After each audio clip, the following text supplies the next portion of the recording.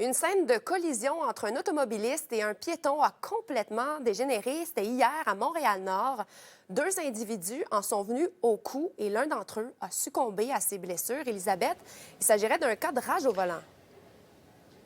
Absolument. D'après les informations qui nous parviennent, on se trouve, Marie-Ève, nous, en direct là, ce midi au Palais de justice de Montréal, où a comparu en fin d'avant-midi Justin Phillips Coburn. C'est un résident de Montréal-Nord, un homme de 35 ans, et il fait face là, à un très sérieux chef d'accusation, une accusation de meurtre au second degré, oui, pour avoir causé la mort d'Antonio Zacagna, qui est un homme de 67 ans, un autre résident du secteur, d'après ce qu'on a pu apprendre. Et cet événement, là, bien, ça découle de cette scène. Donc, il s'est déroulé autour de 11h30 hier dans le secteur de Montréal-Nord. L'automobiliste de 67 ans qui va happer un piéton.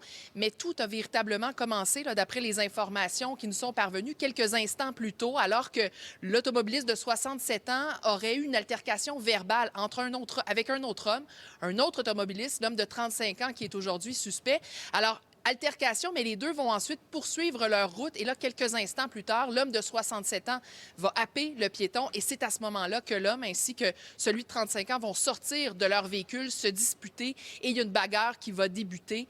Rapidement, l'homme de 35 ans aurait eu le dessus là, sur l'homme de 67 ans qui, à l'arrivée des policiers, était étendu au sol. On s'est entretenu avec l'avocat de la défense à sa sortie de la salle de cour qui n'a pas caché son étonnement, disons, en apprenant le chef d'accusation, le sérieux qui est porté contre son client. Écoutez-le.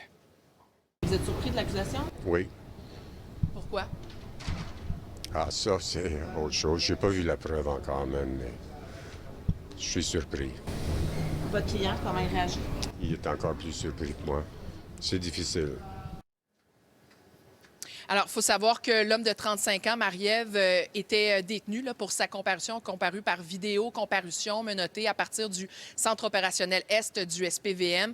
Lui demeure détenu, là, évidemment, vu le sérieux de ce chef d'accusation. Il va revenir à la cour le 16 juin prochain pour la suite dans son dossier. Merci beaucoup, Élisabeth.